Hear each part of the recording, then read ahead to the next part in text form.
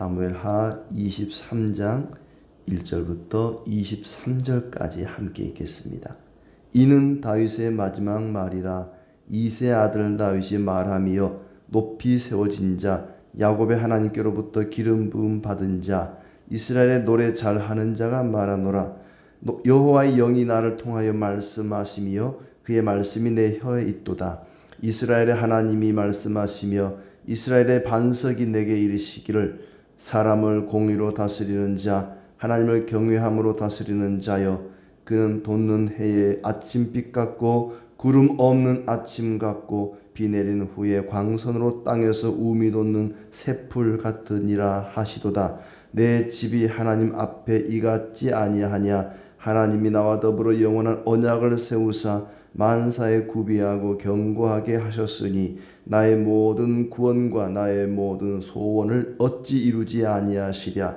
그러나 사악한 자는 다 내버려질 가시나무 같으니 이는 손으로 잡을 수 없음이로다. 그것들을 만지는 자는 철과 창자루를 가져야 하리니 그것들이 당장에 불살리리로다 하니라. 다윗의 용사들의 이름은 이러하니라. 다그몬 사람 요세파세벳이라고도 하고 에센 사람 아디노라고도 하는 자는 군 지휘관의 두목이라. 그가 단번에 800명을 쳐 죽였더라. 그 다음은 아와 사람 도대의 아들 엘라살이니 다윗과 함께한 세 용사 중에 한 사람이라. 블레셋 사람들이 싸우려고 거기에 모임에 이스라엘 사람들이 물러간지라. 세 용사가 싸움을 도두고 그가 나가서 손이 피곤하여 그의 손이 칼에 붙기까지 블레셋 사람을 치니라. 그날에 여호와께서 크게 이기게 하셨으므로 백성들은 돌아와 그의 뒤를 따라가며 노력할 뿐이었더라. 그 다음은 하랄 사람 아기의 아들 산마라. 블레셋 사람들이 사기가 올라 거기 녹두나무가 가득한 한쪽 밭에 모임에 백성들은 블레셋 사람들 앞에서 도망하되 그는 그 밭 가운데 서서 막아 블레셋 사람들을 친지라. 여호와께서 큰 구원을 이루시니라. 또 30두목 중 세 사람이 곡식 베을 때에 아둘람 굴에 내려가 다윗에게 나아갔는데 때에 블레셋 사람의 한 무리가 르바임 골짜기에 진쳤더라. 그때 다윗은 산성에 있고 그때에 블레셋 사람의 요새는 베들레헴에 있는지라. 다윗이 소원하여 이르되 베들레헴 성문 곁 우물물을 누가 내게 마시게 할까 하매 세 용사가 블레셋 사람의 진영을 돌파하고 지나가서 베들레헴 성문 곁 우물물을 길어가지고 다윗에게로 왔으나 다윗이 마시기를 기뻐하지 아니하고 그 물을 여호와께 부어드리며 이르되 여호와여, 내가 나를 위하여 결단코 이런 일을 하지 아니하리이다. 이는 목숨을 걸고 갔던 사람들의 피가 아니니까 하고 마시기를 즐겨하지 아니하니라. 세 용사가 이런 일을 행하였더라. 또 수리아의 아들 요압의 아우 아비새이니 그는 그 세 사람의 우두머리라. 그가 그의 창을 들어 300명을 죽이고 세 사람 중에 이름을 얻었으니 그는 세 사람 중에 가장 존귀한 자가 아니냐. 그가 그들의 우두머리가 되었으나 그러나 첫 세 사람에게는 미치지 못하였더라. 또 갑셀 용사의 손자 여호야다의 아들 브나냐이니 그는 용맹스러운 일을 행한 자라. 일찍이 모압 아리엘의 아들 둘을 죽였고 또 눈이 올 때에 구덩이에 내려가서 사자 한 마리를 쳐 죽였으며 또 장대한 애굽 사람을 죽였는데 그의 손에 창이 있어도 그가 막대기를 가지고 내려가 그 애굽 사람의 손에서 창을 빼앗아 그 창으로 그를 죽였더라. 여호야다의 아들 브나냐가 이런 일을 행하였으므로 세 용사 중에 이름을 얻고 30명보다 존귀하나 그러나 세 사람에게는 미치지 못하였더라. 다윗이 그를 세워 시위대 대장을 삼았더라. 아멘. 예, 목요일 아침입니다. 오늘도 하나님과 동행하며 하나님의 풍성한 은혜 주시기를 진심으로 축복합니다. 하나님이 기뻐하는 이스라엘의 왕은 어떤 사람일까? 어떤 사람이 이스라엘의 왕이 되어야 하는가 하는 이야기를 사무엘서 마지막에 하고 있습니다. 왜냐하면 이 사무엘서가 처음 들려질 때 처음 어떤 사람들에게 이 말씀이 주어졌는가 하니 이제 다윗의 시대도 끝나고 솔로몬 시대도 끝나고 여러 왕들, 많은 왕들, 여러 왕들이 이렇게 계속 이제 그 대를 이어가던 남북 분열의 시대였습니다. 그때의 왕들의 이야기가 이제 열왕기서에 나오는데 그 왕들을 보면은 형편없습니다. 이런 사람이 무슨 왕인가 싶은, 그러다 보니까 백성들이 많이 실망하고 참 진정한 왕이 우리에게 있었으면 좋겠다. 그런 때에 다윗을 소개하고 또 사울도 소개하고 이런저런 이제 앞에 왕들을 소개하면서 너희들은 이런 왕이 되어라. 이런 왕이 진정한 왕이다 하면서 이스라엘의 왕을 이제 추천한다기보다는 권면하는 거죠. 왕은 이런 사람이어야 한다. 또 이런 사람이 왕이 되기를 기대해야 된다. 뭐 그런 의미가 있겠죠. 다윗의 시를 먼저 일부분 이제 인용을 하는데 1절부터 7절까지는 그런 내용입니다. 8절부터 마지막 절까지는 이스라엘의 여러 용사들, 이스라엘의 목숨을 걸고 싸웠던 많은 용사들의 이름이 이제 나오고 있습니다. 다윗의 시를 일부 이제 7절까지 내용을 보면은 자신이 얼마나 능력 있는 사람인가 보다는 하나님의 은혜가 얼마나 큰가를 이야기합니다. 내가 이런 사람이야. 나는 이런 왕이야.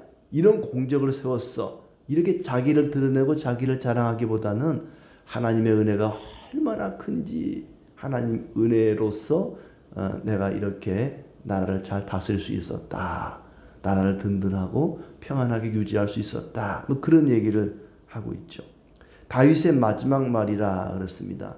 유언과도 같은 말일 수도 있고 또 마지막 공식적인 그런 연설일 수도 있고 그런데 하나의 노래처럼 시처럼 그렇게 이야기합니다. 먼저 1절은 자기 자신에 대해서 다윗이 이야기하죠. 자신을 이새의 아들이라고 표현합니다. 야곱의 하나님께로부터 기름 부음을 받은 자다. 이스라엘의 노래 잘하는 자라고 자기 자신을 소개합니다. 하나님께 큰 축복을 받은 자라는 고백이죠. 그러면서 여호와의 영이 나를 통하여 말씀하신다. 그의 말씀이 내 혀에 있도다. 자신이 하나님을 통해서 말하고 또 하나님의 말씀을 자신은 전한다 하는 얘기입니다. 그리고 3절에 이제 여호와의 영이 나를 통하여 말씀하시며 그러면서 이스라엘의 하나님이 말씀하시며 이스라엘의 반석이 내게 이르시기를, 하나님을 가리켜 이스라엘의 하나님 또 이스라엘의 반석 이렇게 표현하면서 하나님을 경외함으로 다스리는 자, 사람을 공의로 다스리는 자, 하나님을 경외함으로 다스리는 자, 이게 진정한 왕이라는 거죠. 하나님을 경외하고 사람을 공의로, 사람을 공평하고 의롭게 대하는 사람. 그러니까 진정한 왕은 어떤 사람이냐? 하나님을 경외하고 백성들을 공의로 다스리는 사람. 하나님을 두려워하고 하나님을 경외하면서 사람을 존중히 여기는 사람. 사람을 높고 낮고 차별하지 않고 공의로 다스리는 그런 사람. 그런 왕, 그런 사람은 돋는 해의 아침빛 같고 구름 없는 아침 같고 비 내리는 후에 광선으로 땅에서 우미 돋는 새풀 같다. 다 좋은 말이죠. 돋는 해의 아침빛, 아침에 해가 쫙 떠오를 때 그 광선, 아침의 그 햇살 얼마나 좋습니까? 구름 없는 아침, 구름 한 점 없는 맑고 깨끗한 그 아침, 비 내린 후에 광선으로 땅에서 우미 돋는 새풀 같다. 누가요? 하나님을 경외하고 사람을 공의로 대하는 사람. 자, 그러면서 다윗은 왜 그런 이런 사람, 하나님을 경외하고 사람을 공의로 다스리는 사람이 복이 있는가? 5절에 하나님의 언약으로 인하여 그렇다는 겁니다. 내 집이 하나님 앞에 이 같지 아니하냐? 다윗 자신의 집은 이와 같다. 하나님이 나와 더불어 영원한 언약을 세우사 만사에 구비하고 견고하게 하셨으니 나의 모든 구원과 나의 모든 소원을 어찌 이루지 아니하랴. 하나님이 다윗과 언약을 맺었기 때문에 다윗의 집안은 이렇게 하나님을 경외하고 사람을 공의로 대하면서 이런 축복, 아침의 그 찬란한 광선 같은, 그리고 그 광선을 받아서 비온 후에 새롭게 돋아나는 새풀 같은 그런 은혜, 구름 없는 아침 같은 그런 은혜와 축복이 자신과 자신의 가문에 있을 것이다. 하나님의 언약 때문이라는 겁니다. 그 언약이 어디에 나와 있는가 하면 사무엘하 7장에 나와 있죠. 사무엘하 7장에 보면은 하나님께 다윗이 성전을 지어드리고 싶어 합니다. 내가 하나님의 집을 지어드리고 싶습니다. 그랬더니 나단 선지자를 통해서 네가 무슨 나를 위하여 집을 짓는다 그러느냐? 내가 너를 위하여 집을 지어주마. 하나님이 기뻐하시면서 축복을 약속하죠. 너를 견고하게 하고 땅을 넓혀주고 내 후손이 잘 될 것이다. 너의 자손이 만약에 악을 행하여 죄를 범할지라도 버리지 아니하고 그를 징계하여 다시 돌아오게 하리라. 다윗 뒤에 이어오는 왕들이 하나님 앞에 하나님을 경외하고 사람을 공의로 대해야 되는데 그렇게 하지 못하고 악을 행할지라도 버리지는 않고 징계를 통하여 돌아오게 하겠다. 그러니 그 열왕의 시대에 너희의 왕이 혹시 하나님을 경외하지 못하고 악을 행하여 범죄할지라도 하나님께 뉘우치고 용서를 구하면 하나님이 다시 회복시켜 줄 것이다. 그러니 우리 집안은 대대로 이와 같은 하나님의 경고케 하시고 평안하게 하시는 축복이 있을 것이다. 그러나 반대로 6절에 사악한 자는 다 내버려질 가시나무 같으니 손으로 잡을 수 없음이로다. 사악한 자, 사울 같은 그런 사악한 왕은 버림을 받게 될 것이다. 하나님을 경외하지 않고 사람을 공의로 대하지 않는 그런 왕, 하나님을 멸시하고 사람을 함부로 여기는 그런 왕은 벌어질 것이다. 무엇과 같이? 가시나무와 같이 벌어질 것이다. 가시나무는 어떻습니까? 땔감에도 쓸 수가 없고 가구를 만들 수도 없고 아무짝에도 쓸모없는 나무입니다. 그저 버려지는, 붙잡으려고 해도 가시 때문에 붙잡을 수 없는 그런 버림받는 나무가 될 것이다. 누가요? 사악한 자는, 하나님을 경외하지 않고 사람을 멸시하는 사람은 반드시 버림을 받게 될 것이다. 하나님을 경외하지 않고 사람을 함부로 대하는 사람은 하나님의 축복을 받을 수 없습니다. 버림받게 될 것입니다. 불살라지게 될 것이다.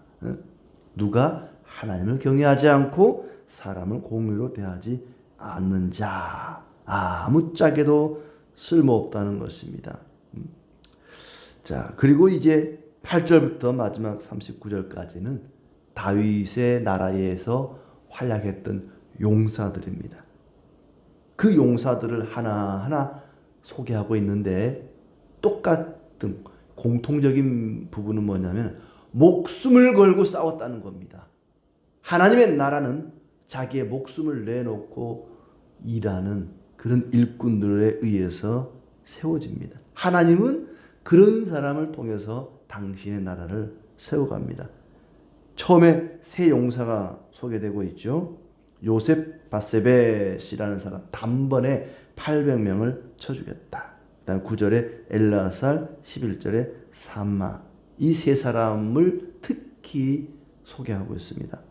엘라살 같은 경우 손이 칼에 붙기까지 여호와께서 크게 이기게 하셨다. 또 여호와께서 큰 구원을 이루셨다. 결국에는 이 세 사람이 싸웠지만 승리는 여호와께서 주신 것이다. 블레셋 사람들과의 그 싸움에서, 블레셋 사람들은 거인들이지 않습니까? 골리앗을 보면 알 수 있듯이 그런 몸이 아주 그 큰 그런 거인들과의 싸움에서도 패하지 않고 승리할 수 있었던 것은 여호와께서 큰 구원을 이루시니라. 하나님이 이기게 하셨다 하는 얘기입니다. 또 15절부터 17절에 보면은 세 사람이 소개되고 있는데, 베들레헴이 블레셋 사람들에 의해서 점령을 당했을 때 그 우물물이 너무나 이제 생각이 나는 거죠. 다윗이 누가 가서 저 우물물을 내게 떠다 줄까 했더니 말도 하지 않고 적진을 뚫고 목숨 걸고 새 용사가 이름도 없이 빛도 없이 자기의 목숨을 걸고 나갔던 이 새 용사가 물을 떠왔다는 말이죠. 다윗이 도저히 먹을 수가 없습니다. 하나님, 이것은 물이 아니라 이 세 사람의 목숨이 달린 피입니다. 피. 이걸 제가 마실 수가 없습니다. 여호와께 부어드립니다 하고 그 물을 부었다. 하나님께 부어드렸다. 이런 사람, 자신의 목숨을 아까워하지 않고 기꺼이 하나님 나라를 위해서 헌신한 사람들에 의해서, 그들을 통해 하나님이 그 나라를 세워갔습니다.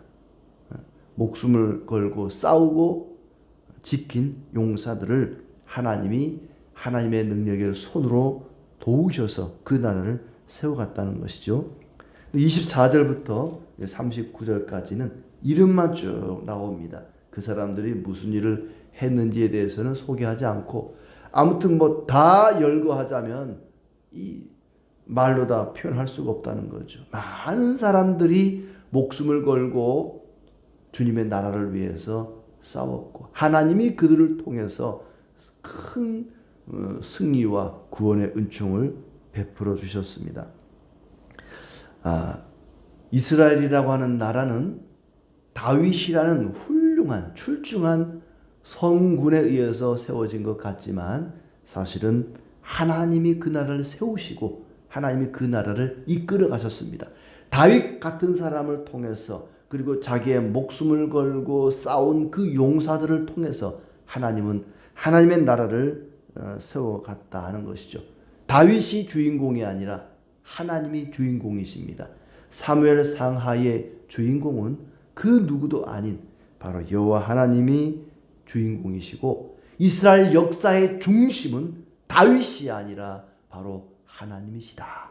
그러니 열왕의 시대에도 목숨을 걸고 나라를 위해 헌신하는 사람이 있다면 하나님이 그들을 통해서 참으로 건강하고 아름답고 복된 나라를 세워갈 것이다. 그러니 왕뿐만 아니라 모든 백성들이 여호와를 경외하고 사람을 공의로 대해야 된다. 그러면 하나님께서 돋는 해의 아침빛같이, 구름 없는 아침같이, 그리고 비 내린 후에 광선으로 땅에서 음이 돋아나는 새풀 같은 축복을 내려주실 것입니다. 하나님께서 계획하시고 뜻하시는 대로 당신의 나라를 이루어 가십니다. 그리고 완성하실 것입니다. 사람들은 다윗을 바라봅니다. 와, 다윗이 최고야. 가장 훌륭한 왕이야. 다윗이 멋져, 대단해. 그렇지만 다윗은 말합니다. 나를 바라보지 마시오. 하나님을 바라보시오. 내가 아니라 여호와를 향하여 살아가십시오. 사람들은 달을 가리킬 때 달을 보는 것이 아니라 손가락을 바라봅니다. 그러나 다윗은 말합니다.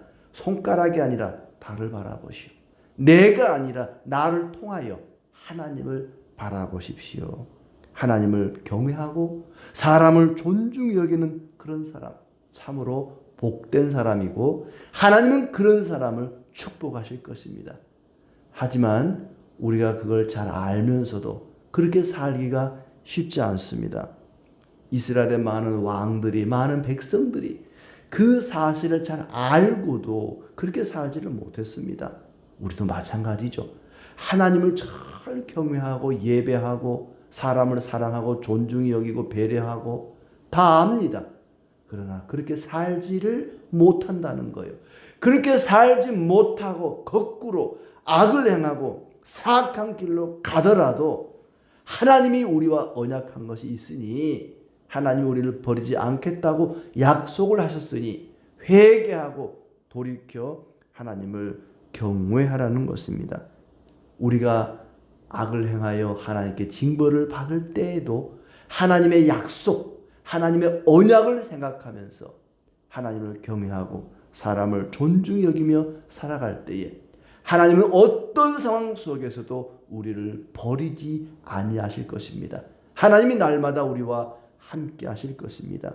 하나님이 함께 하심으로 아침 해에 돋아나는 그 아침의 햇살 같은, 그리고 비와 광선으로 인하여 자라나는 새풀 같은 그런 싱그럽고 아름답고 복된 하루하루의 삶이 되기를 진심으로 축복합니다.